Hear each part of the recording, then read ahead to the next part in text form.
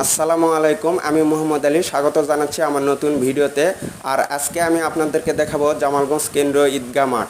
মূলত এই মাঠটি জয়পুরহাট জেলা আক্কেলপুর থানা রুকুন্দপুর ইউনিয়নে অবস্থিত। এই মাঠে প্রায় 20 থেকে 25,000 লোকের জামাত অনুষ্ঠিত হয়। এই মাঠে ছেলেদের এবং মেয়েদের আলাদাভাবে স্প্যান্ডেল বসানো হয়। আর এখানে ইমামতি করাতে আসেন নাটোর জেলা থেকে আগত বিশ্বনন্দিত মুফাসসির, জাতীয় পুরস্কারপ্রাপ্ত বিটিভি এবং বিটিভি